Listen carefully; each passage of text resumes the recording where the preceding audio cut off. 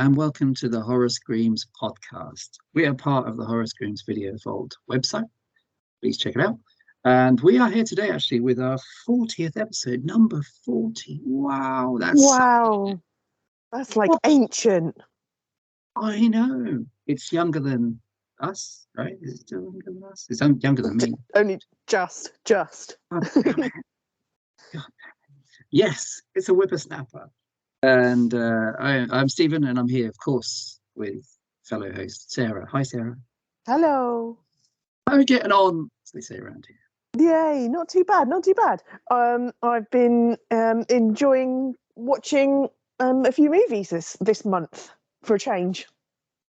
Hey, what? Excellent. There's a lot of stuff around, isn't it? It's ridiculous. It's like takes the whole evening to decide what to watch, and then you've run out of time, so you can't watch anything. Yeah. I've been playing a bit catch up. I've been watching like some movies that I remember when they came out at the time were like a big buzz, and I still haven't managed to get around to watching them. So I finally have this month. Nice. My most recent one, well, the one that I watched first was Await Further Instructions from 2018. Super. That was on. What was that on?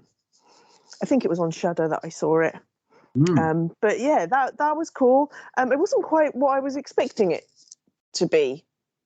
It kind of like, it looked more sci-fi than it actually appeared to be when you actually sat and watched it. But it was really good fun. It was very, very kind of typical characters, like family characters, isn't it? You know, the dad is just this big scary guy who just likes to control everyone. You've got the downtrodden mother, and you've got the two siblings fighting against each other, and then the old cantankerous grandparent that just kind of moans and groans in the corner. It's very much set up like that, but I suppose as it kind of progresses, things get even creepier and kind of gory and just plain bizarre. It was good. I enjoyed it. Totally.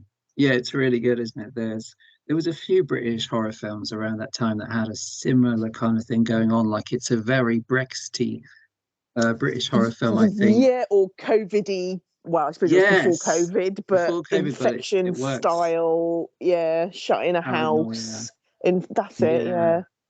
Yeah, it's a great one to watch after COVID, as are quite a few of those things that seem to kind of predict how far from bringing a nation together, a massive crisis just tears them apart because, well, we don't believe in COVID. I'm not going to have the vaccine. Well, I'm having the vaccine. Well, I'm not. Yes. And then the whole believing what you're being told through the TV, you know, religiously doing what the TV tells me to do because it's got to be the government. You never find out what traps them in the house. You know, you do kind of start off believing it is some kind of infection-related thing. You know, the house has been quarantined. There's these weird shutters have come up overnight over Christmas as well. So it's kind of like festive film as well. Which is so much of why it works, I think, because we've all had those Christmases with the family, you know, which can be weird and not, you know. And I love the stuff. I love the kind of post-Brexit stuff with the horribly racist, awful granddad. Not just racist either. The stuff he does with his son, where was he a bedwetter, his son, and he reminds him of it at any available opportunity. Yeah. He even had a horrible name for him, which I can't remember. No. Yeah, I can't remember. Yeah, no, it's really good, and it's very much such a good film because of that character dynamic between people you can relate to. You know, the son bringing home the new girlfriend, which is already tense, and like you said, the mum and everything. Reminded me, oh, sorry, yes. As I say, as soon as like a member of the family or someone in a film is pregnant, then you know something sinister is going to happen to them. Yes, yeah, totally, man. There's a few, and there's a couple of others that actually would make the perfect triple or double bill with Await Further Instructions, and also set at Christmas, which is one called Hosts, which has an amazing dinner table sequence. A totally mind blow, which is quite a sweet and touching moment that becomes unbelievably gory. But that's also set at Christmas, and that one's more sci-fi. It's more a kind of Invasion of the Body Snatchers kind of deal. And there's another one which I may have talked about last time, but called Silent Night with Keira Knightley, which is about it's about the end of the world. You know, they're celebrating Christmas. A bunch of poshos who wouldn't be out of place in a kind of Richard Curtis full weddingsy British Mhm. comedy. And they gather for Christmas, and they're some of them are hateful, awful people, and some are nice. And they know that there's nothing they can do. There's a toxic cloud that swept across the world for whatever reason, and it's coming to England anytime, and they're just waiting to die. And again, there's the same kind of thing, like are we accepting what the government are saying? Is the TV telling us the truth? Yeah. And and should we use this exit pack that the government has kindly provided so we can just kill ourselves quietly rather than dying a longer and more horrible Long, death? painful Um, death. Yeah. and they're all shot through with black humor, you know, and they're all got a lot of relatable characters in them. So yeah, great choice, man. Yeah. Yeah, that was a good one. It's just kind of one that I remember hearing about at the time, and I was like, you know what, I've still not watched this. I'm going to pop it Mm, on and see how it goes. And yeah. then the other film that I finally watched is one that you highly recommend because you absolutely loved it, and it Mm, was Men. yes. I love Men. Who doesn't? But the film, I'm not so Oh, sure about. I'm only oh, joking. I'm only joking. I'm only joking. But Jesus Christ, it's weird. It's I such a weird, just a complete head fuck yes. Yeah, totally. from I mean, honestly, start to end. It's kind of tragic, but it's so weird and creepy. That first kind of moment when she's gone out for a walk, she rents this kind of like just big country house. You know, she's gone through a massive trauma. She split up with her mm, husband, who was very controlling. He ended up kind of like throwing himself out of a building to try and get her back, that yes. kind of thing. So she's had this horrendous like trauma going on, obviously suffering some horrendous form of PTSD or something. So she goes into the countryside to try and chill out, and she just meets these crazy random people who are all played by the same character. Or sorry, same actor rather, not same character, different characters, same actor. What's his name? Rory And Kinnear. yeah, yep, Yes, he's fantastic. everybody. He plays pretty much everybody apart from Jessie Buckley, who plays the main lady. Mm, But yeah, it's so weird and it's so creepy. Yeah, she's walking. She goes for a walk to clear her head, finds this crazy like railway tunnel, and she's walking back through the woods. She kind of stops in a field to turn around and take a picture. And she doesn't realise at the time, but as she takes the picture, there's this really creepy naked man standing in front of the building she's taking a picture of, and it all kind of gets a bit crazy from there. It's yes, nuts, to say the nuts. least. Yeah, yeah, it's totally, Don't, and it totally works. I mean, she sells it, I yeah, think, because absolutely. she's playing it straight, which is the only way. She's Mm, a great actress, actually. I love Jessie Buckley. She's playing it straight and believable, which is so important, I think, because everything else as it goes on is, well, even at the start, everything else is larger than life. The landlord, although the landlord, who's is he the first one we meet, the yeah, first yeah, man we meet, apart yeah. from obviously the tragic boyfriend. Um, yeah, the landlord is a caricature. He is a League of Gentlemen character, but I've Exactly had what I was just landlords about to like say. that. You know, Yeah, they do you know, exist. it's a comedy. It's an We're from the exaggeration of what we country. know. Yeah, There, fucking titting about whether he should call her Miss or Mrs. or whatever it is, and you know, he's this ancient Tory idiot. posh Respect. twat. Well, Yeah, twat. Yes. Well, that's it, isn't it? The movie is full of respectable British men of a certain age that are actually yeah, rampant misogynists or stuck in the past, or just a bit unpleasant. yeah. And the Um, kid, and a that's creepy kid, creepy. Yeah, also there's a played by creepy Rory like, Kinnear with yeah, CGI. yeah, Ah, exactly. It's so creepy. even he calls her a bitch or something, or Yeah, he's yeah. horrible. Well, it's a movie about that very thing. It's a movie about misogyny and the cycle and the experiences she's had that have led to this point. Um, But yeah, so, it's just such crazy visual thing going on, and it kind of like the ending kind of isn't the same as, but it kind of reminds me of like Mother and oh the yeah, ending of like Hereditary, that kind of thing, when yeah, things just go bizarrely fucked up, man. Yes, I loved both of those films as well. I especially love Mother. I thought I mean, and well, interesting. I saw this at the cinema, but I saw it on what was possibly the hottest day of last year, Oh, really? in the afternoon in Oh, the air conditioned cinema, and there oh, were two nice. other people in there, like a couple that were totally quiet, so I didn't get to gauge their reaction. Um, but I remember watching Mother in a cinema with a lot more people who were there to see a thriller with Yes. Michelle Pfeiffer, and then got this. They got the actual Mother, and I remember them walking out. I was like almost on, elevated. I couldn't believe I was so thrilled by it. But people walking out, that was fucking shit. What the hell was that all about? I Shit. think it is. I still don't know how I feel about Mother, but I too went to go and see it in the cinema, and that's one of my best cinema experiences ever. Because I went with two of my friends who were very girly and, not really into horror, that kind of thing. We all, we didn't know what we were going to expect. They just went, yeah, I'll just come with you, see what it's like.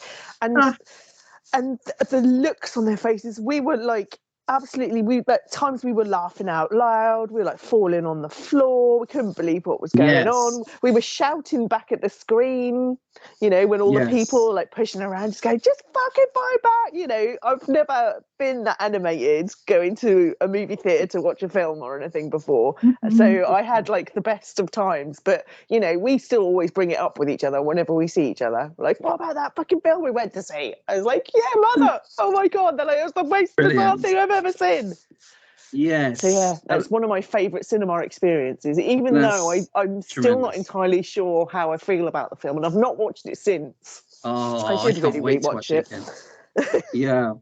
And But yeah, yeah, I mean, they're both men's on a massive talking level. points. Yeah, It's totally. very, very, very, very comes very close to being just about as bizarre. Yeah, I think it does. And I think the great thing is both were promoted quite straightforwardly. Mother was kind of sold as a thriller, Yes. which it isn't. It's kind of sold as a conventional, almost home invasion kind of thriller. Because presumably, amazingly, it was made by a Hollywood studio. How he got that money, I'll never know. But obviously was far from it. And Men was sold from memory, it was sold as a fairly straightforward folk horror sort of thing. And there is that in Yeah, there. There is a yeah. there I is a mean, Wicker Man vibe. There is the Green Man yeah, thing. There is the yeah, yeah, sense yeah. of something beyond the apple tree, the tunnels, well, there's loads of Sure, yeah. vagina images. It's a film full of Yes. vaginas. Yeah. Sadly, not in that way, if anyone's hoping for that. But it's really something totally different, and I can imagine. In fact, I'm sure of it. And it had. I know this. The place where I work. There's one guy that totally loved it, and one guy thought it was utter shite. Um, and we were Yeah, constantly arguing it about kind it. of provokes those reactions. Both those films, Yeah. both Mother and Men, provokes severe reactions of either I love it or I hate it. Yes, and that's great, and that's exactly what horror should do. Like, there's nothing worse than a kind of, you know, Yeah, um, yeah, how many is times what have it we is. watched a film like The Nun and now can Ugh, remember nothing about it? It was no. so boring. It was might as well have been made by a combination of accountants and computers. Um, and that's the kind of film that gets made all the time. Like, Mm. unrelated, but I saw The Little Mermaid this weekend, and Oh, okay. which is obviously it's a Disney remake, and that might as well have been made by a machine. Oh yeah, slot Mhm. this in there and this and there, and Mhm. get them to finish it off. Totally without soul or imagination or charm. But yeah, Man, the last 15 minutes of Men, um, The majority of the film just totally, like, completely, like, just blew my mind. It was crazy, brilliant. but in a Yeah, good way. In a good way. I yeah, love stuff and like that. It kind of yeah, tests you and plays on your emotions and just makes you question why, what is going on. I love stuff totally. like that. Yes, yeah, absolutely. And it's genuinely creepy at times. Like there's a Mm, whole sequence with a reverend which turns really unsettling, and very all quickly. of those male characters, I think, even the ones that seem nice, initially, or at least harmless, There's there's a something point in about them. which you're very unsettled. Hmm. And it does also, without giving anything away, there's a very lingering kind of um, physical gore effect in it, which is Oh, really hard yes. to watch. Yeah, very Which I've hard to never watch. seen before. I don't think that particular bodily No, injury. No, you're Not in just like, that way, why? anyway. Stop pulling. Stop pulling. Stop trying to pull your arm back. Sorry, I'll give it It's away too much. just almost impossible to watch. Yeah, Yeah, and then it goes into a yeah. But just yeah, bizarre. I mean, it's by Alex Garland, who's everything he's done. Admittedly, I've not seen his TV series Devs, I think, but everything he's done, like he's obviously a screenwriter, but everything he's done as writer and director, which is Ex Machina and Annihilation, which I thought was one of the Oh, creepiest things I've seen. that was brilliant. Yeah. Really great. He's a fantastic talent and clearly knows how to kind of yank the horror stuff. Or in Ex Machina's, well, Ex Machina's disturbing, but more of a sci-fi thing. Um, yeah, the man's one where you can pretty much set your watch to him making something good. Yeah, Yeah. awesome. What a Yeah. great double bill, Sarah. Yes. It was good. I'm glad to finally I've kind of feel like I've been out of the loop for ages. Yes. So Yeah. it's good to get back into it. I've still got Fall on my list as well. I want to watch that very soon, potentially this Oh weekend. yes, Fall's really good fun. I really enjoyed Fall. Yeah, that's proper Oh. sweaty palms. You know. Yeah. Yeah, yeah. Looking forward to it. Awesome. How about you? I don't think I've watched a lot of new horror recently. I'm trying to think. I watched Renfield at the cinema. That feels like it was quite recently, and that's really good fun. Yeah, no, I never Yeah, got around to that one. Damn it. That's another one I have to that's good catch up on. fun. It's got loads of gore for a comedy. It's full of like spraying artery gore. And Nicolas Cage is someone I've always loved, and he's having a great time as this kind of Bela Lugosi sort of affectionate parody. Excellent. Um, that's really good. I've been kind of fixated this past week or so on watching the TV show Yellow Jackets, Oh, yes. and almost watched the whole of the first series. I've just got one to go, which is very, very, very good. I haven't committed to a huge amount of TV series, but I've tried to make the effort to catch the ones that stand out. And Yellow Mm. Jackets is great. Yellow Jackets is a fantastic thing, which is very much a horror show. I would say it's parts of it are straight drama, but at the back of it is a very gruesome and disturbing situation of a bunch of high school teenagers that crash in their plane and are trapped in the wilderness for a significantly long time.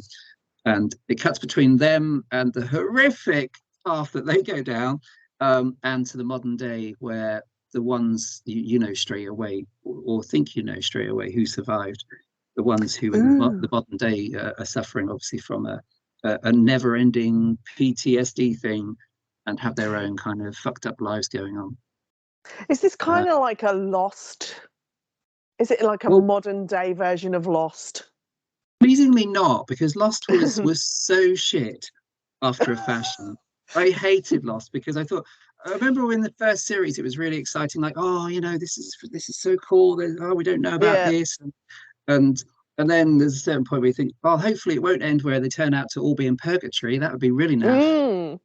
Cut to 5 years later, or it seemed like 600 years later, when the increasingly boring characters and those flashbacks where nothing really happened. I hated Lost in the end. It was Yeah, no, I agree. I agree with you. I loved it for a long time, and then the last few seasons totally like blew it. yeah, which is a real shame because it was a massive talking point for maybe the first two or three Yeah, series. yeah. Um, and then there was a sense that, oh shit, they either don't know where they're going with this, or they have that naff ending that we feared would be the case. Mm. Really? I mean, this you already know the gist of in this case it's not a desert island, but it might as well be. It's the wilderness. You already know Mm. that has a finite point, so it's all about exactly how whoever lives or dies on that Yeah, got out, island I guess. got out or didn't. And it's all about how the modern day survivors, how they survive or not, or what becomes of them. Mm. And it's really fantastic. Unlike Lost, it has a kind of all-round bunch of either likable or just interesting characters who have a lot of depth. Played brilliantly by people like Christina Ricci and Juliette Lewis. I always loved Juliette Lewis in the Oh 90s. wow. Yeah, she She was has a great. great role, great band that she has or had. I don't know if she's still part of the band. Um, There's a lot of 90s music in there that I quite fondly remember from bands like Republica and Hole and Garbage um, and yeah, and it's not afraid to be extremely gruesome because of what they have to do to survive as Mm. obviously they kind of fall apart in this past story that's unfolding. There's a lot of dark humor and yeah, it's terrific. Really like it. I think the second series is running at the moment, but it's the first one that I've seen. Super. Is there Yellow Jackets. loads of Is there loads of episodes, or is it not too No. bad? Well, in the first series that I'm watching, there's 10. Um, Yeah, and standard. I'm assuming the second series is the same. I don't even know if the second series has run its course yet, but it's Okay. definitely unraveling, think on What Sky and Paramount. I was then going to ask what channel it's on. Yeah, I'm watching it through Sky, but with yeah, Paramount Plus is I think the people that have made it. It's really Ah, good, man. Nothing is cool. quite as it seems. Stuff that you think you know where you stand with a certain character by the end, you're like, oh, well, okay, and people that seem just weird or unlikable at first turn out to have a lot more going on. So it's yeah, really cool.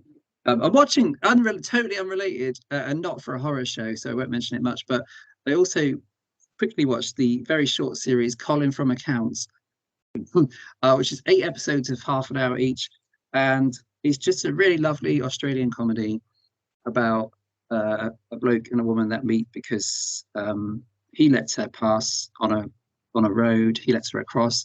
She shows him her boob as a kind of thanks, and then he accidentally runs over a dog, and they have to look after the dog, who has to go on a kind of dog wheelchair and decide what to do with the dog. And that's about it for the plot. But it's a really clever. If you like kind of Australian or New Zealand humor, it's just nice, and it's not afraid to be weird. And yeah, gotcha. Colin from Accounts. That's the name of the dog, by the way. They named the dog Colin from Accounts. I love this so much. I don't often watch comedy shows. I was thinking that way. Yes. Obviously, that's Okay, parallel show, interesting. Comedy Screams, which is a totally different show. And that's it, Sarah. Yes. Oh, Yeah. lovely. Broad spectrum of things there. Yeah. I don't know if that's the thing, but it's there's only a small amount of time, isn't there? Like and shows are a big commitment because they're always about an hour each episode. Mm. So I've kind of been caught up in things like that. Um, just yeah, it's jolly good. I'm watching The Flash. The Flash. My daughter's watching The Flash, so therefore I'm watching it too, which has I think about 6,000 episodes, and they're all the Hmm. same, but it's kind of likable. So I'm kind of just letting it wash over me. And Yeah. occasionally something interesting happens, like Michael Ironside turned up in an episode and made someone's head explode. Oh, cool. Obviously with no blood because it's a TV show aimed at teenagers. All right, so yeah, that's it. So we today are gathered here to principally talk about Jordan Peele, Sarah. Jordan Peele. Yes. Uh, Yes. he's done a lot of stuff for a young man, as we established before recording this. He's only 44. He's a baby, practically a fetus. But he's done a lot of stuff. He's outrageously talented. He, of course, although maybe not, I don't think I'd heard of him shockingly until Get Out came out. No, But same. very successful and popular in his native America as a comedian, as a sketch show guy for what's it again? What's the sketch show called? Um, This is the problem of being oh, Big British. Mouth. Is it Big Yes, I think Mouth? so. There were a couple, weren't there? Because he did another one. Yeah, yeah, I think so. So a talented comedian, but also clearly a horror fan, and in latter years has become very acclaimed for just that. He co-wrote what I think was the fantastic, I've talked about it actually, the fantastic Candyman sequel, stroke remake, Oh, yeah, yeah, yeah. which was Nia DaCosta's really, really beautiful film, which did work very well as a kind of reboot of Candyman, but also a direct sequel to the 90s one that we knew and loved. He's got his hand in loads of things. He hosted, but crucially, I don't think he didn't write or direct the latest Twilight Zone revival a couple of years ago. And he always seems to have his eye on something. And he's got his own production company making horror films called Monkey's Paw. And for the purpose of this show, he has wrote and directed 3 feature films in the last 6 years that we're going to be chatting about today. All of Oh, which, I think you'll agree, Sarah, all of which are actually very, very good indeed. absolutely, they sure are. I mean, lots of people say, "Oh, well, it's not really horror." It's just to me it is horror, but it's just not conventional. Everything he's done Mm. in them, well, especially these three main films we're going to feature, are fucking creepy as hell. You Yeah. can't say that you're not filled with a sense of dread when you're sat there watching a Jordan Peele film. You get Mm. fully immersed in it, and you know his stuff is proper creepy. Yeah, I didn't know a lot Totally. about him until Get Out came out, and I remember seeing Get Out when it came out in the cinema. I'm not sure if it was when Mm. the Odeon was still doing Scream Unseen.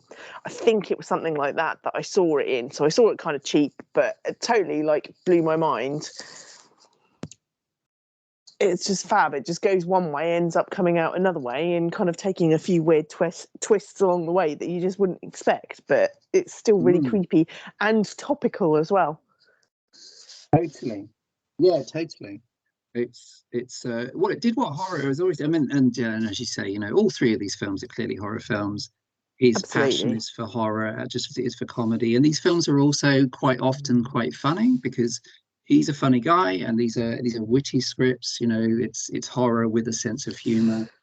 Um, and yeah, Get Out is hugely. I mean, Get Out came in 2017. He wrote it in the era, in retrospect, the incredibly optimistic era of Obama being president. And Yeah. then hilariously or not, as the case may be, it was actually released just as the absolute apocalyptic horror show of Trump and over here, and Boris Johnson um, took us to the kind of brink of the end of all things that we're at right now. But yeah, it's incredibly topical and incredibly powerful, but also quite funny and not above, as you suggested, not above conventional kind of horror confrontations and scares. And all of his films have that too, I think. It's got a great opening sequence. I mean, I remember rewatching it recently. I'd forgotten about the opening, which is a kind of double bluff. It's a sort of double twist on what we expect from this kind of thing or from a horror film. It's set in what looks like a very Haddonfield like suburbia. Yeah. And instead of anything that we might expect to see in this kind of nighttime creepy suspense scene, it's a young black man that's walking on his own and becomes an unlikely victim in a sort of cozy looking kind of street, where he makes a point of mentioning, he's on the phone, isn't he? He mentions that he's Mm, feeling kind of out of place and ill at ease, and right before he's dragged into a car and mm. taken to somewhere, who knows where? Well, we find out obviously, but yeah, Eventually, yeah. I mean I think that's that first sequence in Jordan Peele's first horror film sets up the kind of stuff he does well, which is to take a familiar situation or surrounding and turn it on its head or bring something different to it, which this movie does kind of all the way through, doesn't it? Yeah, it really does. Yeah, there's just some very kind of awkward and odd situations where you just kind of feel like something's not right here, but you're not quite sure what's happening, Mm, what's about it. It's so well acted as well. yeah. The brother creeps me out more than anything. I can't remember who he is. Hang on, I'm trying to find out where I'm at. Oh, you mean the girlfriend's brother, Rose? Is it Yes, Rose? Rose's yes, brother. Rose's brother. Yeah, he's proper Oh creepy. yeah, He's totally. absolutely mental. Oh, Caleb Landry Jones. I've seen him in several things, I think. But yeah, Yes, a fantastically well acted cast. it's a great cast. Yeah, Caleb Landry Jones. I don't know if I mentioned this in previous episodes, but whenever you get a chance, watch the movie Nitram, which is Martin backwards because the character's name is Martin, which is truly disturbing. Caleb Landry Jones plays. Well, it's based on the real shootings in Tasmania in the 90s, and he plays that guy that carried them out. And this kind of dysfunctional young man that ends up shooting a lot of people, and he's amazing. And yeah, he's sowing the seeds for how disturbing he is in Nitram, in this film as Jeremy, um, who's one of the, yeah. I mean, he's the most overtly creepy character, but it turns out that people that are initially exceedingly nice and respectable are also really disturbing too, doesn't it? It's Mm, all about that really. Um, yeah. And and how the poor like Chris just kind of gets sucked in by it all, and that it doesn't like really get what's happening until like right at the last minute when it's pretty much too late, mm, or he thinks yeah, it's too late. yeah, totally. And it's built on a really recognizable scenario, the kind of which has been the source of like a lot of movie comedies over the years, including things like Guess Who's Coming to Dinner in the 60s and I guess Meet the Parents, which is that Daniel Kaluuya's character has to go and meet his white girlfriend's mum and dad. Um, and it's already an uncomfortable situation, and there's a question of whether or not they know he's black, and then if anything, they're overdoing it by mentioning how many times they would vote for Obama if they were allowed to vote for him for a third Yeah, term as president, and stuff like that, which which seems already slightly unnerving, even if it's not. Um, and there's the horror movie classics, isn't there? There's the fact that they hit a deer on the way through, yeah, which is always a bad sign. We've seen that in 100 horror films. Um, there's a kind of tense bit with a traffic cop, of course, a white traffic cop, which sums up the casual racism that this character faces presumably every day. But there's hmm also the kind of thing you see in a lot of horror films. You know, Janet Leigh is on the run, and she encounters that memorably creepy traffic cop or highway patrolman or whatever he's called in Psycho. hmm It feels like a familiar thing to kind of suggest that something even worse is coming down the line. Um, but the build-up's really tense. I'd forgotten how tense it all was actually. This first kind of stretch where not a lot's happening, but you know it's heading somewhere dark. mm, yeah. Um, what about his friend? Is the comic relief guy is actually genuinely funny in this one. I really like that guy. Yeah, who kind of who doesn't show up till kind of the end. Yeah, the security guy or whatever, the Yeah, Rod, who's in charge of like looking after his dog or something. yes, and goes to kind of rescue him at the end. Yes, yeah, And he becomes that. you're really rooting for both of them then, aren't you? Oh, really? Yeah, they're really likable. Daniel Peele is a really likable guy, and it's actually a great performance by him in this. And yeah, the traditional comic relief character is actually really lovable as well. Um, the mum and dad, so they travel along to the parents, and mum and dad I think are really well played. Bradley Whitford, who I'd forgotten was the dad in this, who I both remember from Cabin in the Woods, Yes. um, which is a fantastic one. And and Catherine Keener as the mum, and they're both very higher class kind of authority figure. He's a doctor, isn't he? And hmm she's a psychiatrist. But it's all very ominous. I guess from early on, there's like a basement that's mysteriously sealed up, which is classic horror movie stuff. But there's a lot of odd acting and clearly kind of black people in service roles that are around this Yes. supposedly liberal pair. This Yeah. liberal white couple has got traditionally a black groundskeeper, a black maid. Um, I think someone mentions that there, or I think they kind of overdo it, don't they? They defensively mention, well, yeah, it's kind of a cliche, but they're good at the job, you know. Yeah. Yeah. I mean, what's your thoughts there? It builds. I think this is a really tight movie. His other movies are longer than this, but this is. I don't know how long it was, but this is pretty tight. It's like an hour and 40 or something, and It there's is. not really a moment wasted. No, absolutely not. No, it's just proper creepy and proper kind of sucks you in. You do kind of get very kind of involved with what's going on. You're looking at every little thing just to try and see if you can Mhm. get some kind of hint as to what is so off about it. But it totally lulled me into a false sense of security to start off with. I truly thought that, they were a proper couple, been together for years type Yes. thing, and it wasn't until like the girlfriend turned on Chris that I went, hang on a minute, that's what I kind of understand. So you could tell there's something Yes. shifty about the parents. There's definitely something dodgy about the brother and the staff. They're trying to tell him things, Yes. I think there's just one bit where he's talking to the maid or something, and she's literally just standing there just crying but Oh, it's talking awful. perfectly Yes. normal, and you're just like, what the hell is going on? But yeah, I mean, going back to like the horror thing, Jordan Peele seems to love to take the ideas of your conventional horrors and just kind of twist them so you don't see them coming, and then all of a sudden, bam, there's this like witchcraft thing. I think that's how I kind of understand the whole Get Out thing is. It's kind of like a witchcraft kind of like locked in syndrome type of crazy psychology stuff going on that could Mm. potentially happen in normal life. It's kind of Black Mirror in places. You're kind of like, this Yeah. couldn't be, this is actually kind of close to what could actually happen. You never know. Something like this Yeah. might happen. And how Yeah. would you deal Totally. with it? Probably the same way that Chris did, to be fair. Yeah.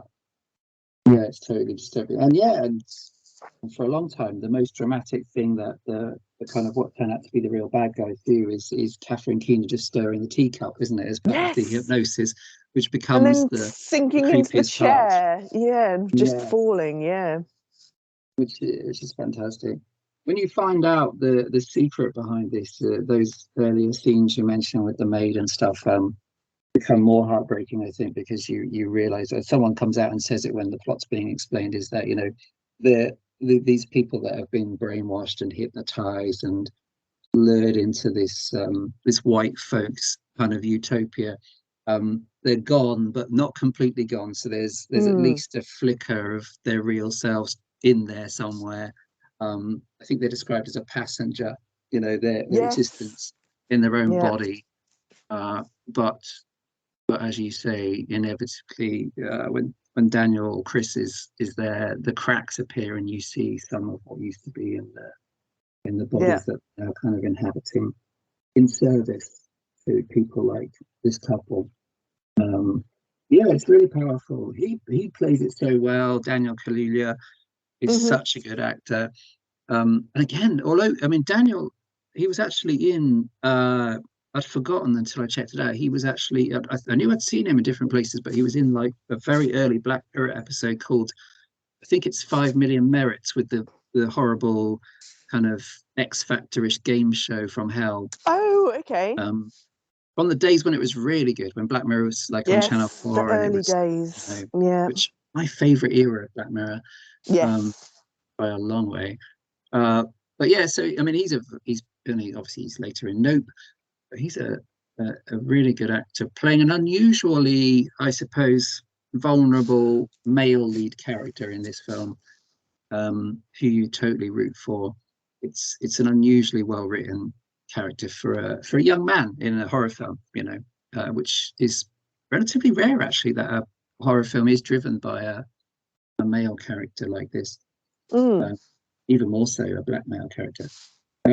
Yeah, I mean it really tense. It goes long. There's some funny moments with the friend who is a kind of comic relief until he becomes essential, as you say at the end, when flashing lights appear at the right time, which we initially think is Pops, and we'll go into the alternate ending in a bit. But he's the guy that told him not to go there and gets to have Mm. his "told you so" moment at the end, Yes. Yes. which is, well, he was sounding the warning bell all along, like pretty much like Crazy Ralph, really. I mean, Yeah.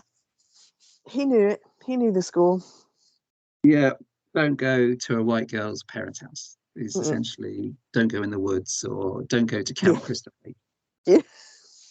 Um, hmm, yeah, the great script. This actually very unusual for a horror film. This actually won the Oscar for Best Original Screenplay, and indeed the film was nominated for a lot of big awards, including Best Picture, which again is really rare for a horror film. Um, but you can truly tell why. I mean, this came along, as you said, at the right moment, at the right time, and and it had a lot to say. But while also just being a tense and scary film with a sense of humor at the same time. And with a big kind Yeah. of showdown at the end, it's got a proper um impaled on antlers, grizzly, crunchy kind of violent finale, doesn't it? Yeah, it is. Yeah. Yeah, and you kind of feel sorry for Chris even at the end, because you're kind of willing him to kind of get his revenge, but you know that he's too much of a nice guy, that he can't actually do that. But I Yeah, think kind of by not ending it how he would want to and just leaving her for the police, it's probably, you know, the better idea. yeah, yeah, It's gonna prolong her torture for longer type thing. If and when, that's the kind of thing you're kind of left wondering, you know, who's going to believe this? Are the police really going to be yeah, on his side? Should you totally. have left her? That kind of a thing. But I think out of the Yeah, three, it is the more light-hearted film. It has more yeah. comedy elements to it than the other two. Oh, totally. Yeah, yeah, totally. And the ending is, I mean, there's two. I checked out the ending on the Blu-ray, which we'll mention, but the ending is on the surface. It's a great one. He gets away. His body is there, and yeah, and you're left at some stage thinking, well, you know, given what's happened and the way things are, it's unlikely that he's going to get away in future. But for the purpose of right now, he's got away. He's got away, Um, yeah. um, the alternate ending, I don't know if you've seen it, but check it out on wherever, YouTube, I guess. It's on the Blu-ray.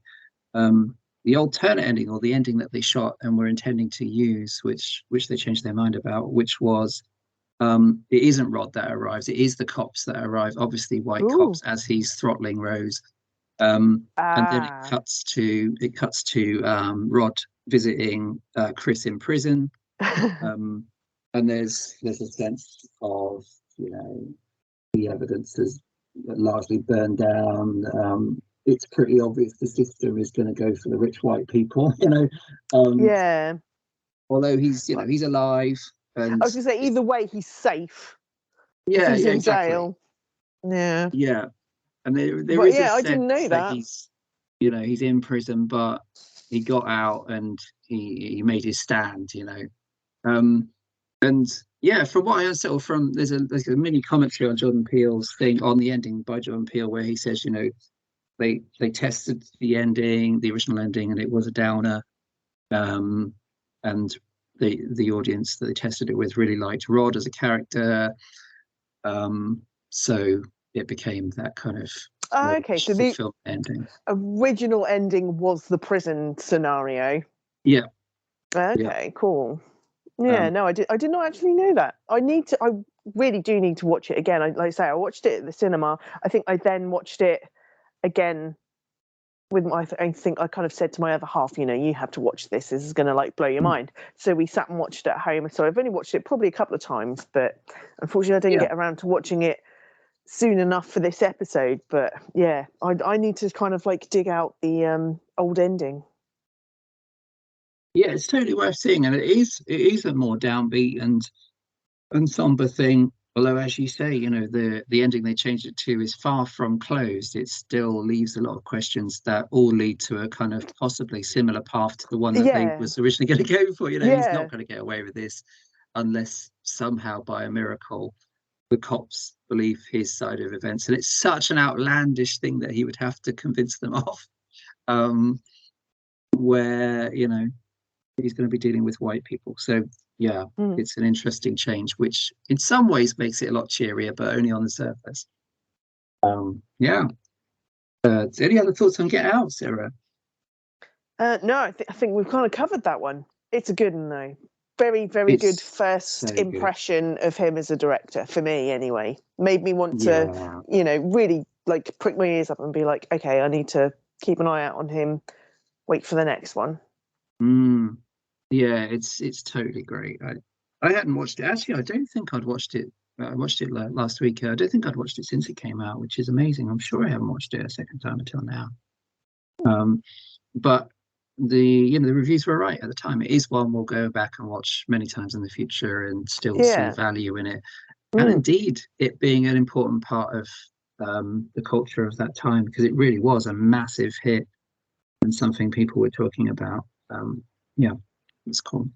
So the man's busy. I mean, his second feature film as writer director came out in 2019, Sarah. 2019, just 2 years Yeah, later. not Huge long acclaim for after. Get Out. Absolutely. And the great thing about these three films is, although obviously Daniel appears in two of them, and there's other shared stuff, like they all have very distinctive music scores by Michael Abels, a very unusual score for Get Out and Us, and actually Nope Yeah. as well. Hmm. Um, Hmm. very inventive and often quite unsettling. So there's a lot of holdovers, but they're three very different films. So as far as when I rewatched this, and I think when I first watched it as well, I think Us is the creepiest of the three. Us is the more obviously straight horror film of the three. Um, it does have really terrifying situation, depending on how frightened you are of the familiar horror scenario of doppelgangers, which has always creeped me out. Mm. Um, which you find in all sorts of things, like the man who haunted himself with good old Roger Moore in the 70s is actually a genuinely creepy film, despite old Roger's eyebrow acting. And there's a really absolutely childhood nightmare, never leaves your brain Hammer House of Horror episode, the TV series of the 80s, with a creepy double with a weird fingernail. Yes, that's the one. Which I think is called The Two Faces of Evil. Yeah, that makes sense, doesn't it? The Two Faces of Evil. I think that's the episode Hmm. of Hammer House of Horror. It's shit scary. Good Christ, go watch it now. Or not, because you'll never sleep again. No. And Us plays on that idea. There's a lot going on in Us. I think Us is fantastic. I really do. It opens in the 80s. Like Us, Sarah. In fact, the only thing he has in common with us, old Jordan Peele, is that he was around in the 80s, and the 80s was big in his formative years. Um, Yes. Nostalgia. it is, and talk about nostalgia. I mean, this opens in. There's a lot of pop culture nods in this to things like Jaws Yeah, and the they're wearing Lost a lot of the Boys.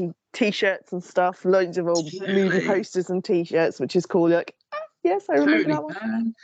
man. The opening is in 1986 in Santa Cruz, and characters have got T-shirts with Black Flag on them, Mm. and Thriller is important for later in terms of how the tethered or the doppelgangers are dressed.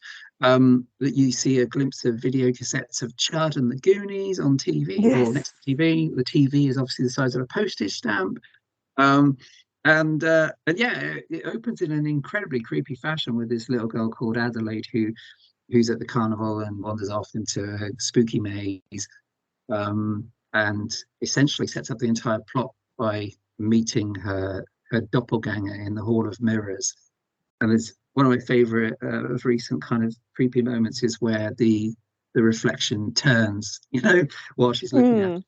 which is terrifying. And a proper childhood nightmare scenario. And that's the setup. And the movie is kind of framed by it opens where they show some footage on TV, I guess, of the real thing, and it ends with the recreation, the terrifying recreation of this very event, which was Hands Across America in 1986, which was this thing, Yes. you know, where the idea was, I don't think it worked because apparently I looked into it a bit, and apparently, there was some cheating going on where they broke the chain, but the idea was to have this chain of people holding hands across the entire United States of America in solidarity to those that were suffering and raise money for important causes of the usual kind of stuff like hunger and poverty and great injustice and inequality. And this movie very cleverly plays on this. And of course, like with his other films, you can interpret the plot and indeed the title, Us, US, in whatever way you Yeah. wish. And again, it came out in the misery of, legendary rapist, racist, etc. Donald Trump still being in charge of the Yes. biggest economy in the world. Yes, Sarah. Yes, I've gone on too much, but yes, tell us about Us. I'm all ears, literally. I think you kind of like covered the most of it because you don't want to give too much away. Well, I'm sure and hope that people listening to this will probably watch them anyway and have their own opinions Yes. on it. But yes, no, you're absolutely right. It's proper creepy. It kind of does have a kind of like, I don't know, kind of it vibe to it with the beginning in the House Hmm. of Mirrors and that kind of Oh a yeah. thing. But yeah, it's played proper straight and proper creepy. It's not particularly gory, but it has like massive moments of dread. I mean, well, I suppose it's not particularly gory. It's a bit of an understatement because it kind of does get a little bit gory as the doppelgangers start kind of attacking people. They're kind of hanging around with their friends. So again, this has got a really amazing cast. Lupita, Yes. how do you pronounce her surname? Nyong'o? Unfortunately, Nyong'o, I think. yay. Yeah. We'll go with that. She's great. She's fantastic. But then it also has one of my favourite people who I can never pronounce her name right, Elizabeth Moss. Yay! I She's said great. Moss Yeah. instead of Moth. She went through kind of a little phase of being in quite a lot of things, but she plays a kind of cool character in this who meets a kind of nasty end. There's a lot of like Yes. home invasion dread going on, using household implements as Yeah. weapons. You know, the scissors play a massive part in this, don't they? Oh, for sure. Yeah. Yeah. But It's but yeah, yeah. it's proper kind of dread laden and dark and creepy. Um, and yeah, Mm. again, a kind of surprising weird twist to an ending as well, because you're never entirely sure which doppelganger is the one that is the good one towards the end. Yes. Yeah. Because Totally. it's been a while since I've seen it. Um, but I remember obviously when in the 80s when she's a kid, she meets her doppelganger. So was she kidnapped then? And she's the Yes. good one that was kidnapped, has been kept down there all that time and wants to come back, or is it the other way around? You're left wondering. Or Yeah. I'm quite thick when it comes to that kind of stuff. We've kind of mentioned this before. I need things properly spelled out for me sometimes. No, that is you're quite right. That is the total switcheroo where you go through obviously rooting for Lupita Nyong'o's what you think is Adelaide from the prologue, the one that Yeah, wandered into the the House of good Mirrors, but the version. switch, it turns out, the one that came above from what they call the tethered below, that is our parallel existence of all of us down there in the what is true actually, the fact of this extraordinary amount of tunnels in all across America, in this case a host to exact doubles of all of us, but a much more kind of feral, well, in some cases Yeah, probably less feral than the ones above ground. But you're right, yeah, the one that came out of that Hall of Mirrors from the start was not who we thought it was. It was the one, it was the tethered, it was the one that wasn't Adelaide, it was her double from yeah. the beneath, which is fantastic. There is this is a spoiler, but the movie's 4 years old. There is a fantastic moment at the very end where you get the sense, and he's been presented as an intelligent, perceptive kid all the way through, but you get the sense that her young son gives her a certain look where you think, he's cottoned on to her, He possibly, her knows. secret. He knows, Yeah. but again, it's never clarified that he knows. It's a certain look, and the ending generally is very uncertain for the fate of everybody, really. Mm. But that's a great switcheroo. She's a fantastic actress. I mean, she was the best thing about, we talked about it, but she was the best thing about that zombie movie, Little Monsters. That was it, wasn't it? Yes, she was. Yeah, she was great. She's really talented. And here, as does everybody, well, the main people, she gets to play two roles. And the alternate version of Lupita Nyong'o is one of the most frightening things I've possibly ever Yeah. seen in a film. Yeah. Which is this, which she has this extraordinary voice, and this weird laugh, this broken, throaty kind of cadence to her voice as the other, which of course turns out to not be the other that we think it is. Um, and there's some other clever reversals, like the dad in this, which is Winston Duke's character, is a proper dad character. He tells like bad knock knock jokes, and um, he's quite a vulnerable character, really. But his alternate from the tethered, from the underground, is this kind of feral, grunting sort of caveman Mm. figure. Mm. The little boy has a double that's scarred, wears masks like he does for jokes, but he wears a mask because he's scarred, and he has a kind of, well, he's an arsonist. He's like what do you call it, pyromaniac, that's the one. That's it. So they all had, and the daughter's character, as you suggest, you know, is this kind of silent, creepily grinning murderess with a pair of scissors. Yeah, so the nice family, and they are a really likable, believable family, have very distinct doppelgangers. And Elizabeth Moss, yeah, I mean, she's always great. She has a supporting role here, as the white couple that they're friends with. I mean, there is this, as always, an underlying kind of thematic thing where they're clearly a rather privileged couple, while this nice black family is going on their holiday at the coast and everything, Santa Cruz. And there is, which is maybe the biggest moment, apart from the dad being quite funny and the observational stuff. There is a fantastic bit of dark humor when Elizabeth Moss and her husband are massacred by their doppelgangers while the Beach Boys' Good Vibrations is playing.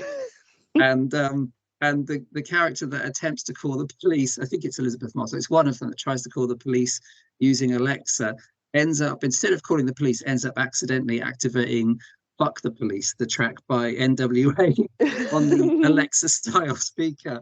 So the soundtrack for their murder shifts to Fuck the Police, which is maybe one of the best dark jokes in a horror film from that period. So yeah, no, there's so much going on, man. And once again, really important, likable characters that you do root for. As creepy as any kind of movie from this time, I think, in terms of the threat and the very idea of, in this case, a nice mum and dad having to face the idea of having to kill doubles of their own children to survive. Yeah, but that's such a disturbing idea. Yeah. But also balanced with humor. You know, there's a point where they argue, the nice family argue about, you know, what the best approach is, and someone mentions traps, and they quote Home Alone, you know, as an example of what maybe Macaulay Culkin would do.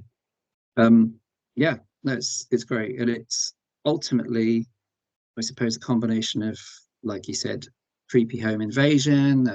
In this case, their own selves turn up in their driveway. A very Twilight Zone-ish idea of the doppelganger, which has been around in horror for a long time. And in fact, I think he said it was an episode of Twilight Zone that inspired this. And something much bigger, you know, something huge, which is apocalyptic, really, which is the idea that these doubles have been downstairs, as it were, forever. And now they're all rising up. And now they are the ones forming the chain and the hands across America. You know, they've risen up and they're replacing us, if they can. The ending, I guess, leaves it ambiguous, because the last shot is this incredible kind of helicopter shot of the tethered above ground forming that chain across America. You're assuming that you know, the chain is going to go all that way. So whether this is the end, or, you know, what if, can we fight back? Who knows? But it's probably the Nope has a very sort of somber ending, I think, but Us is probably as apocalyptic as it gets with Jordan Peele stuff. Absolutely. Yeah, I think it's great. I think it's fantastic, man. It's another good one. It is, and again, a weird and creepy, jarring kind of soundtrack as well. Yeah, but I'll never forget Lupita Nyong'o in this. I think that's one of the great creepy performances in stuff. And she seems a nice lady. She does. In Little Monsters, she's lovely, isn't she? She's like the you really root for her in Little Monsters. She's kind of the only thing you can root for. Yeah, remind me, Little Monsters was kind of disappointing. It started well, is that right? And then it went a bit down. It kind of got a little bit too cheesy and a bit weird. There's like a weird sock puppet thing in there, which is quite funny. But I think character-wise, the male character kind of brings it down. But the zombies are cool, so, you know, that always helps. You've been really excited because I've heard really good things. She's great. Yeah, she's, you know, she's got a good career ahead of her. Yeah. Any more thoughts on Us, Sarah? Any more musings on Us? No, just that I need to rewatch that one again as well. Oh, yes, definitely. Yeah, I think there's a lot Because going on. It's full of stuff. it is, yeah, probably missed quite a lot when on my first watch, and I had completely forgotten about the whole Beach Boys soundtrack and stuff. I knew there was something funny about it. I can't remember what it was, but yeah, I need to rewatch that bit again. But yeah, It's a it is great proper moment. creepy. It's one of the There's things all you don't sorts of good often bits. think about, or I don't anyway. Yes. The whole doppelganger thing, and then when someone brings something up like that, you're like, "Oh God, really?" It is another, like you say, like Twilight Zone, Black Mirror type scenario. Yes, totally. There's a I think Twilight Zone did it a few times, or maybe at least twice, but they did a great one with Vera Miles at a bus station where she sees another version of herself, which is incredibly creepy. And and I'm guessing, well, probably lots of times before that, but that's one of the earliest ones that I can think of. And there's lots of cool stuff in us. I mean, there is a lot of humor actually. I mean, it's a grim concept and it's a creepy film, but there is a lot of that kind of incidental humor. I know, like when they realize at the point at which Elizabeth Moss and husband, whose name I don't know, get horribly murdered. There's a point where one of the kids wonders if they're going to get their car now. Oh, Yeah. will we get their car? Um, which I think kind of sums it up. But yeah, it's um, it's great. We've seen so many of those home invasion things, and I think the trailer from memory sold this as a relatively conventional home invasion movie. Mm, Just with the gimmick of it being, wait, isn't that us on the driveway? But mm. after The Strangers, there was just what seemed like dozens of kind of often nasty and mean-spirited home invasion movies. Although I think The Strangers did it really well. Um, See, I never really got the appeal of The Strangers. I've seen it, but I don't really get it. I'm just like, just kind of. It's not horrendous. I didn't think it was awful or anything, but I didn't think it was anything hmm. special either. Oh yeah, well, it was hyped at the time. It was quite hyped, wasn't it? Mm, Um, it could have fallen victim to being overhyped. Uh, yeah, I'd definitely say that. I do like, and I mean, they made a sequel. The sequel's quite fun actually because the sequel is uh, la la la. This is that. This is this. But it does have a lot of kills set to 80s tunes. So I may be wrong, but I'm sure there's at least one kill set to Total Eclipse of the Heart and Tiffany as well. Yeah, I'm sure there's a bunch of 80s pop in there, which was totally up my street. Um, but yeah, the the main idea which I really liked about The Strangers was because it came out at the time where everything had to have an explanation. Oh, there's a twist, and here's a 5 minute montage to explain to everybody why what we thought was the case isn't. Oh, it's him. Oh, he isn't there. It's like Fight Club. He never existed. It's just in his imagination. Oh, I get it. 5 minutes explaining the plot. But in The Strangers, there is no explanation. The gist is, as far as I remember, um, why are you doing this? Because you were home. That's the gist. That's the scariest thing. Yeah, Just the strangers. There's no motive. There's no explanation. We're mad. You happen to be home. We want to kill you. The end. Rather than having some kind of backstory about the killers.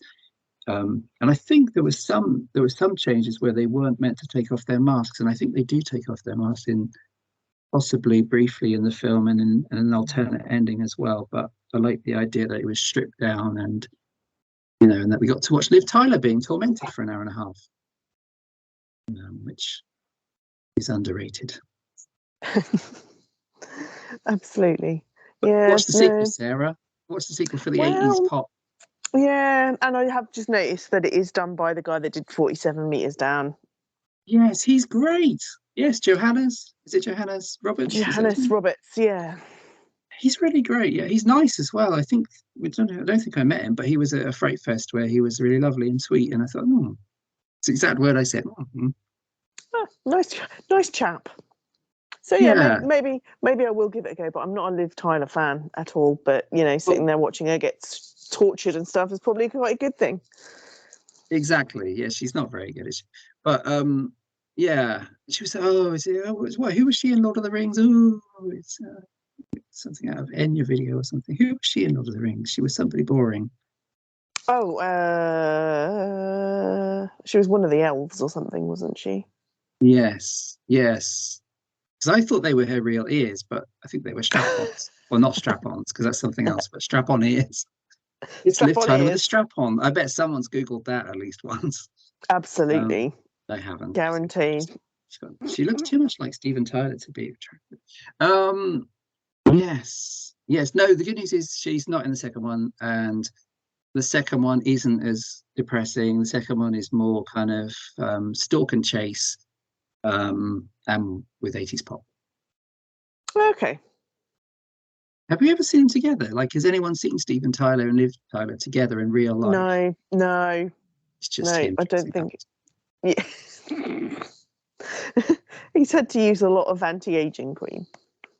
Or is it her dressing up as him? He never exists. Yeah, Oh, maybe. Maybe. she's Who probably as an knows? elf in real life. What's happened to Orlando Bloom? I mean, hopefully he's not making films anymore, but what's happened to him? I He don't know. was I haven't heard. shit. This is obviously a separate conversation. I'm so sorry. What is he up to? I'm googling. I'm googling.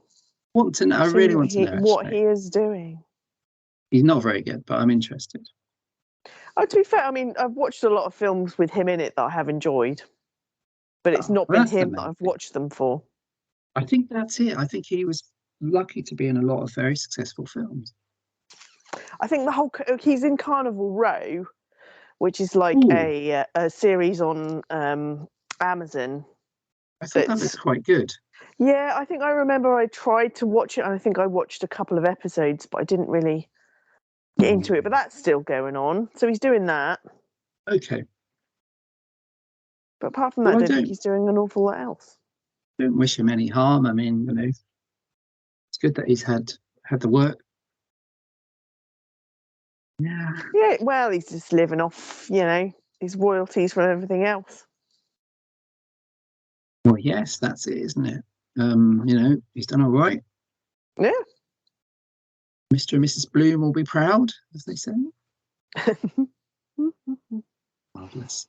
We'll keep you Yeah. updated on Orlando Bloom next time Yeah, as well. We'll keep an absolutely. eye on There'll be things a to make sure he's okay. regular feature. Excellent. So, yeah, two films in. I mean, needless to say, Get Out and Us were massive, massive hits as far as the old box office goes. I remember seeing Us. Yeah, I would have seen it on the cinema. I saw both of those at the cinema, but tragically missed Nope at the cinema. I really wanted to see Nope on the big screen, where apparently it was fantastic on the old IMAX and Yeah, I can such imagine. large screens. Mm. Yes, yes, indeed. Then we had to wait 3 years for Nope, which came out in 2022, kind of post COVID, I guess, things getting a bit back to normal, and movies were back in the movie houses again. And this is a big one. I mean, this is clearly his most kind of ambitious film in terms of visuals and the actual idea of it as well. Um, Yes. and it is beautiful. I mean, it's beautiful to look at. I mean, imagine it'd be amazing on the big screen. I mean, yeah, none of his titles of his movies have ever been anything that you've really thought you like. I don't quite understand what relevance they have. You don't get the relevance to the title until you've watched the movie, and you just Yeah. think the titles on their own sound a bit weird. They don't sound quite right, and then even with Us, I was just like, well, it's not much of a title. For starters, I was like, is it Us or is it US? I wasn't sure. But yeah, then Nope came out, and you're just like, well, what the fuck is that about? What could that possibly have any relevance to? But as soon as you can't start watching it, you're like, I totally get it now. It's a perfect title for the film. It is in so many ways. Yeah, It's so absolutely. clever. Yeah, yeah, it's fantastic. It's a clever movie. It's a great title. Which and again, I mean, these films are, I guess, are easy to promote, but also to promote in a way that doesn't give the game away. So the trailers for this were very much had a kind of Independence Day-ish vibe of alien invasion, but in a Yeah, more creepy fashion, which is here, but not really in the way that probably people expected. And in fact, the other stuff going on around the UFO type stuff is much more important. Yeah, no, it's a really interesting one. Which he said, I read that he was inspired by a bunch of stuff like King Kong. Well, to me, it really brings out the 90s, the big time where all of this stuff was massive. X-Files was huge, and there was the whole thing with the Roswell autopsy where you're meant to have seen a video of an alien having an autopsy, which came out. It was a massive time for UFO conspiracies and alien paranoia and stuff. But going on, and this is all sorts of other stuff though, Sarah, isn't there? I mean, give us a flavour of Jordan Peele's new. Yeah, I mean, I get a kind of weird when you actually kind of get into the actual plot that it is kind of involved with aliens. I get a kind of weird, kind of like really like, I don't know, like 50s, 60s kind of sci-fi weird flappy monster vibe.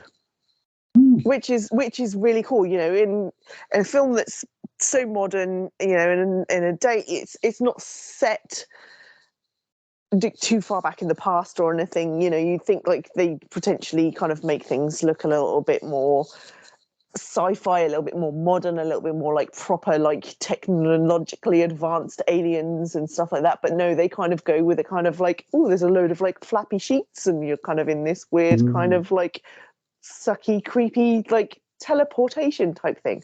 But no, it's fantastic. I have only just recently watched it, so it's nice and fresh in my mind.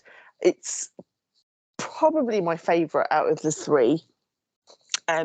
Because probably because it's just so mad. I mean, there's this weird kind of side story going on that you think has nothing to do with the main story, but there's just elements to this side story that appear as the movie goes on that you're like, what the hell? It kind of is kind of like integral to the rest of the film, but you don't quite understand why.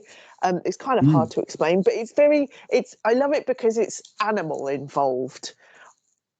Loads of people that love horror movies, you know, everyone's an animal fan mostly, and everyone pretty much always says, you know, I don't mind too much if the people die, but when an animal dies, you know, I'm livid, I'm angry, you know, I can't stand it.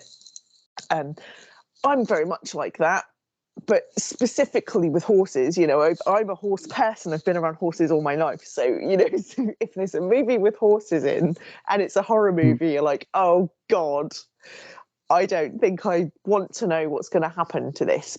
But because it's so well done, it doesn't actually show anything like graphically horrific. You know something's happened to these horses, but as I think I said to you after I'd watched it, I just like to think that they ran away.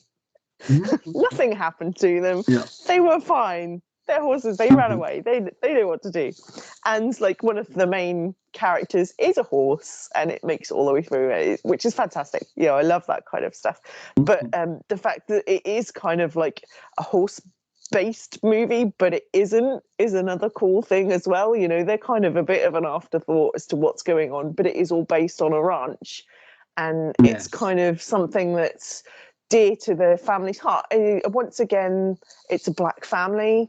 Jordan Peele, obviously, he's kind of there to shout for like black people out there and the actors and stuff. So this black family are the first black family to start their own ranch and use the horses for stunts in movies. And that's originally how it kind of starts, using the horses, using kind of them as a kind of distraction to what else is going on, which I think is really clever. So it kind of follows the death of their father, who died in a very strange, that was a really strange, creepy way. It's the kind of first hint you get of an alien aircraft, but they kind of brush over that and kind of say it was an aeroplane. So he was just out using the horses, exercising the horses. His son was there watching, and then just as he was about to turn to go in, everything went completely quiet. Everything was like just really weird and eerie, and loads of stuff fell out of the sky, and his dad was killed by a falling penny or something, wasn't he? Yeah. So you then do tend to think, you know, at the start when it happened, that was quite a creepy moment. But when they re-explain it to say that it was something that had fallen out of a plane, you kind of then poo-poo the idea that you ever thought something creepy was going to happen. Yes. Which I think is very clever as well. But as time goes on, the more they feel like they're being stalked. You know, strange things are happening around the barn. Horses are going missing, which we don't like to think of too much, and that kind of thing. But the son and his sister kind of have a kind of idea as to what's going on. You know, they don't totally like poo-poo the idea. You know, they're quite sane people, but they believe in the whole alien thing, and they try and find a way to lure it out, which is really clever. But the whole thing with the chimpanzee and stuff at the start, just it really doesn't make sense to start off with, does it? No, it's again not what you're expecting from what the movie was portrayed and sold as, for sure. Yeah, I like that stuff. That the way it starts and then the way that reflects in the whole theme of the movie is great. And it's nice to see Stephen Yen in that role as the like the child star turned. Now he again a kind of blast from the past, isn't it? Everything feels a bit in the past, like he owns the theme park, the kind of Western themed attraction that is all. There's another everybody in some way is exploiting some living creature in this film, whether it's chasing this probably extraordinary life from another planet just for their own gain, or in his case making a living from his thing. But also, of course, he's exploited himself because he was just a boy when what I always thought was a kind of feeding into the eco horror cycle of the 70s, but also something we probably all thought about, you know, well, those PG tips chimps. I mean, we're all chuckling probably as 7-year-olds or something, but it's all quite disturbing. And what if one of those snapped and ripped the shit out of some child on the set one day, which we all secretly wanted to see. And yeah, he was a star of a sitcom. It was a sitcom, wasn't it? And the chimp that was, you know, being used for cheap laughs or whatever went crazy on the set. The network wanted to obviously disassociate themselves with it, but he gained a lot from the tragedy of this animal and the massacre or whatever happened, and kind of owes his living to this traumatic event from his childhood. Which they even mention it being spoofed on Saturday Night Live, don't they? There's a bit with, is it Chris Catton? There's a bit with Chris Catton making fun of the real life tragedy of Stephen Yen as a kid. Experiencing this. So that's a great starting point, and it feeds into the idea that, you know, whether someone's suffering or not, we all love to see this kind of thing. Things go wrong, or, you know, spectacle. We all got to catch it on our phones or on camera, as the guys do with this invasion.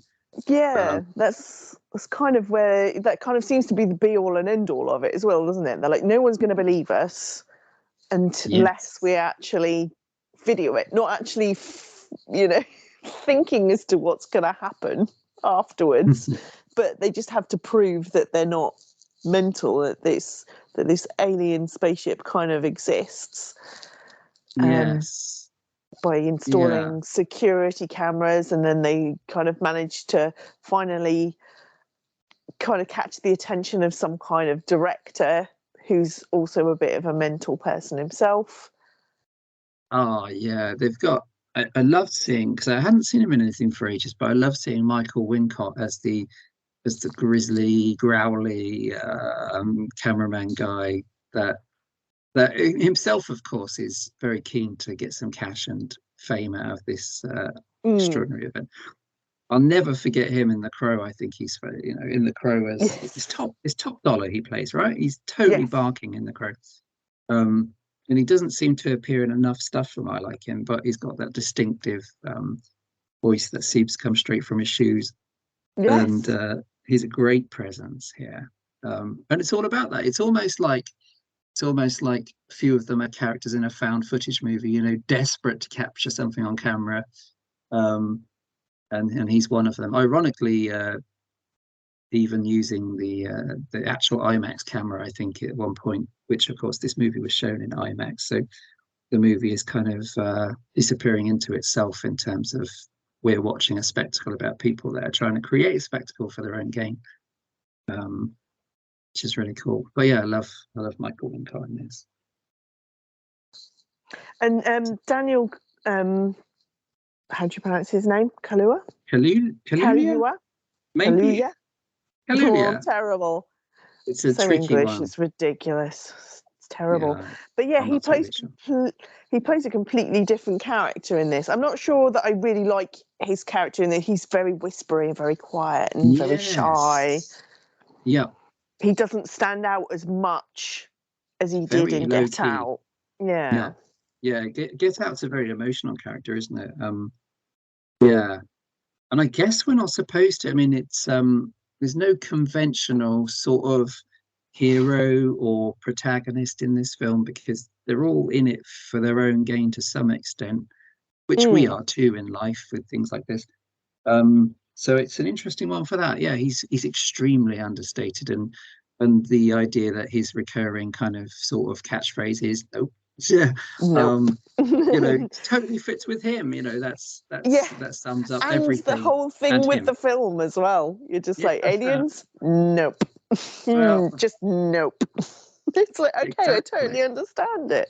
I totally understand it. And they do try to kind of like spoof it a little bit because there's kind of one moment in the barn where he thinks he's being stalked by aliens, Yes. which is really creepy when Clover escapes and runs off, hopefully. He kind of feels like there's a kind of a presence there and he sees like a kind of like a conventional alien little pale body with the giant eyes kind of in the doorway and it starts following him. That's actually kind of a poopy pants moment for me Yep. when I first saw it. And then you kind of realise that it is all, someone winding them up because another one appears like next to him and then he manages to just punch it out and it turns out to be a kid in a mask just trying to wind him up. Someone else trying to kind of cash in or make fun of or Mm-hmm. use the But situation. I mean, we as the viewers kind of know it's there because you get the gist, but that whole bit with the security cameras when they meet the funny guy who's literally just split up with his girlfriend and tells him his life story, Oh yeah. installs the security system in the barn, and he's kind of watching from afar. And then at the kind of the same time, he and OJ, Daniel's character, both notice that that one cloud does not move. That's quite creepy. Fantastic. Yeah. Yeah, it is genuinely creepy, isn't it? Yeah, there's so much going on. I love the representation of the other life form. That's pretty Yeah. unique, I think. I don't remember seeing anything like that in movies before No, because it's kind of we weird. It does expect a start. certain thing. Yeah, well, yes, you do. You kind of expect that what is originally it because it's spherical. You think it's your average, your run of the mill normal, spaceship that we kind Mm, of recognize from older films that it is your spaceship totally. that they're like beaming people up and abducting people that way, but there's you kind of like get to know it, it kind of unfurls and becomes a life form in itself, so it's not necessarily a Yes, ship. It's it still is the an being. alien creature, but yeah, it is the alien itself, and it starts to kind of like Mm, change forms, and it kind of goes from a weird spaceship type shape into a weird kind of floaty kite type weird thing. yeah. Not necessarily like it's not scary to look at itself, is it? It's just kind of the way No. it acts and what it does. It's sucking people up and eating them that is scary, but itself, it doesn't look scary at all. It actually looks quite pretty. Well, yeah, there's a sense of grace about it. It's very kind of elegant and Mm, yeah, and obviously it's a kind of it undermines what has lasted forever since those B movies you mentioned. This idea, this unlikely idea that they'd have a what is now a quite primitive sort of metal ship of a mm. spherical nature. Why would that be the case? Why wouldn't it be something more astonishing that we've never seen a single thing that we can relate to? But it is really gruesome the idea that they're digesting whoever they can rather And than being whatever. just a physical Yeah. ship that has Yeah. little aliens on it, little green men. Yeah, great idea. And I think And it's a strangely beautiful visual of the yeah. alien unfurling. I quite like the way that OJ kind of figures out a kind of way of avoiding it as well. If you look up at it, if you notice that Yes, it's there, it notices you and it'll get you. So if you avoid eye contact, it's one way of kind of potentially, hoping that it doesn't notice you. So they kind of go through this totally. whole kind of prolonged bit of this huge plan of how they're going to get it to come out so they can actually film it, which is very Mm, clever, and it kind of goes back to the beginning. So he notices that when they are using one of the horses at the beginning of the films for a green screen, they use a kind of big silver ball, or it's black on one side, and as soon as they turn it round, the horse sees itself, which then spooks it, and it kind of like has a little bit of a panic and kind of gets itself kicked off the set. So he kind of, OJ remembers that moment and kind of retrains the horse to not look at things, which is really cool. And they kind of use this whole sequence of, what are they called, those little wind men? Are they wind men? The oh, I windsock guess. people. Yes, that's their official name. Windsock Yeah, people. that's them. Yeah, that's the Windsock tribe. Yep, everyone knows what I'm talking about. So they use a lot of them as an early warning system, as well as like something to desensitize the horse to. They also use it as an early warning system because the power goes out, or it sucks the life out of batteries and all sorts. So they know when the Yeah. ship's coming, when the windsock people fall over. It's all Yes. cool. I probably haven't explained that very It's well, really but good. No, no, it is what yeah, no, no, it's fantastic. And as you said, it's a fantastic idea. The opposite, because the 50s sci-fi stuff with the metal ships, the flying saucers, was all about. In fact, the slogan is "Keep watching the skies," isn't it? That's the last words yes, of the Thing, the proper Thing, the original The Thing, and of course the Thing's yes, remake. Keith David is the dad here. Um, yes. which is great to see him actually. We don't see Keith David enough. It's fantastic casting as the dad. Yeah, unfortunately, Um, he's not in it for long. He needs to be in it no, longer. no, he's an But it was good to amazing see him. presence. Always a great charismatic actor. And yeah, and this is the opposite, as you say. Instead of keep watching the skies, is don't look at the spectacle. Don't look up. The very thing that we can't stop doing, which is look at the car crash because we're curious, Mm, or look at whatever it is, and it will lose its power if we look away from it, which is yeah, which goes against everything all of us believe in or would do in these situations, and especially these characters who have all come so keen to get the spotlight on it and profit from it in some way. Yeah, it's really impressive. And I think all three of these I think will hold up and do hold up on repeat viewings, but yeah. this one will probably, which maybe, I think it had a more mixed reaction when it came out. Probably because Yes. it's not an Look, actiony film, it's not a horror driven, it's not gory, no, really. people It's didn't not know what to suspense expect, based. and they did the Yeah, usual. Oh, I'm just going to slag off. It wasn't what I was expecting. I didn't like it. It was shit. Like, yeah, which is weird. no, Very good. grow up. Yeah, totally. Yeah, it's a movie about filmmaking, isn't it, ultimately? And that means Again, yeah. the movie has quite a lot of time of people waiting for something to happen, Mm, which is how kind of it works. um, which is part of its kind of gripping nature, and part of its suspense actually is that waiting. So it's a big movie with some spectacle, but it's a movie about spectacle, and it's not going to give you explosions and jump scares every 5 minutes, which of course we can get from every other film that's coming out. exactly. But it is going to creep you out pretty much all the way through. Totally, yeah, and he's a master at that. And I think it will be the one that in future years people will go back to and get if they didn't get it the first time around, and Yes. think presumably he makes a lot more movies, but we'll think of it as one of his best. Uh, Mm, yeah, it is and my favourite out of the three. that's cool. I'm glad actually, because it probably is the best. I mean, I don't know because I think I definitely need to watch Nope again, and the other two will be on a kind of rotation as well, no doubt. Ah, marvelous. Super. What a Yeah, track record, Sarah. What an impressive trio. exactly. And what is he going to bring out next? What is going to be the next thing? Yeah, I don't know. He always seems to be beavering away on something, and he does. he's kind of involved in producing stuff a lot of the time, isn't he? Like the Candyman thing, which he was a big part in getting that to the screen, which is also a really thoughtful, like his 3 films as director. Actually, Candyman is a really thoughtful take on that subject, which we thought we knew. You know, we thought we'd had the sequels, which are not very good, but it really kind of changed what we expected. So, yeah, I'm sure. And he's very good at keeping quiet about things as well. You don't really get to know too much about things until they're like there. Not at all. You know, there's no massive build up, or exactly. They kind of like build up to things, the anticipation of going, oh, is it going to be good? Is it not going to be good? I quite like that though, the element of surprise. Like, bam, there you go, watch that. Totally.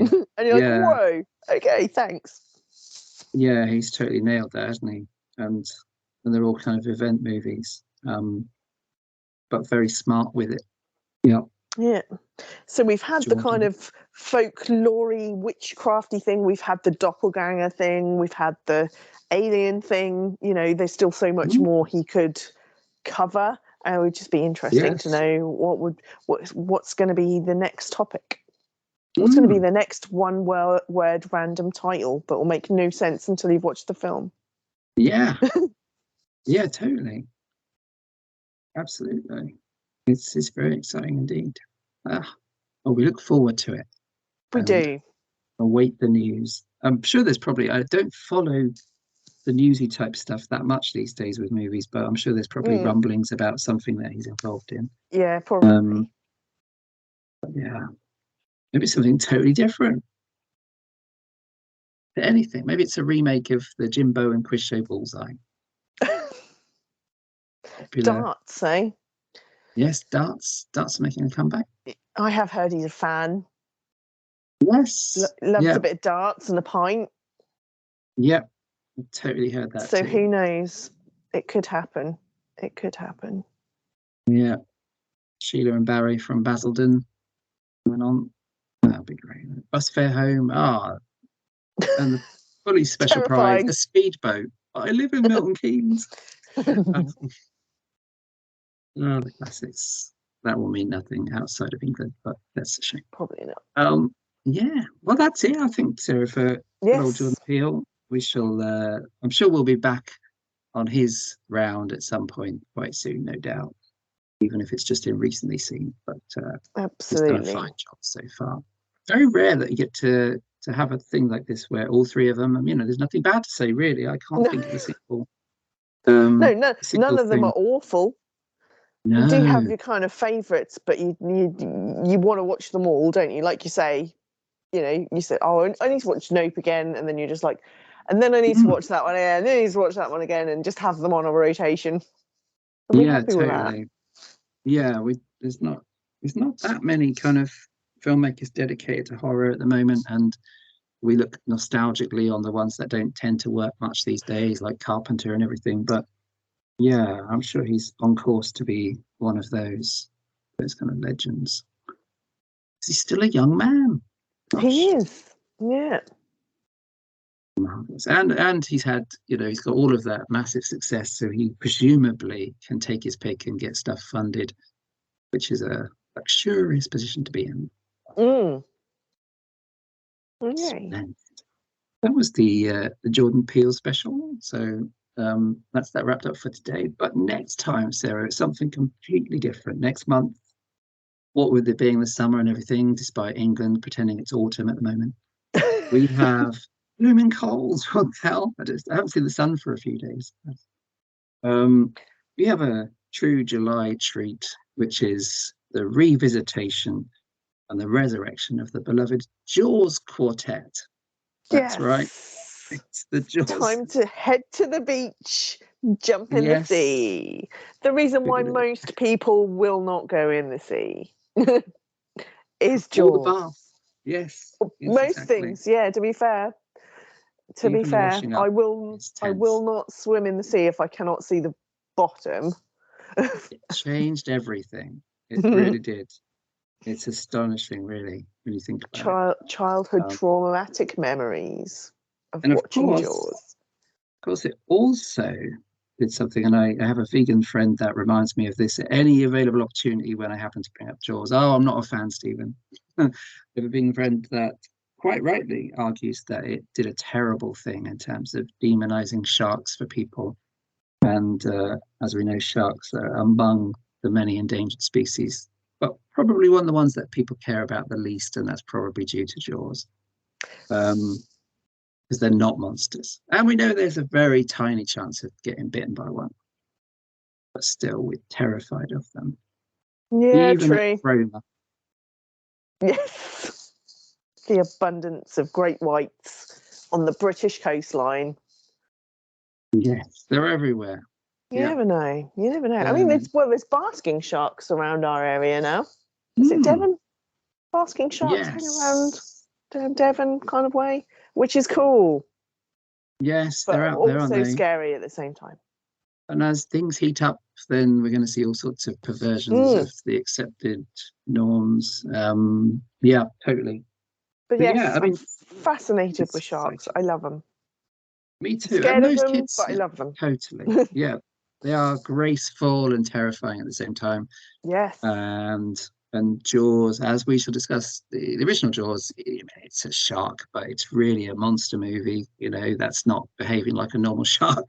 And that's part of the fun. I think it's a monster Yes. movie that happens to feature a shark as the monster, and it had three baby sharks, three sequels of mixed quality.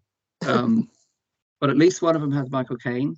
At least one of them has a shark with a grudge hunting the wife of the guy that killed his shark relative in the first one.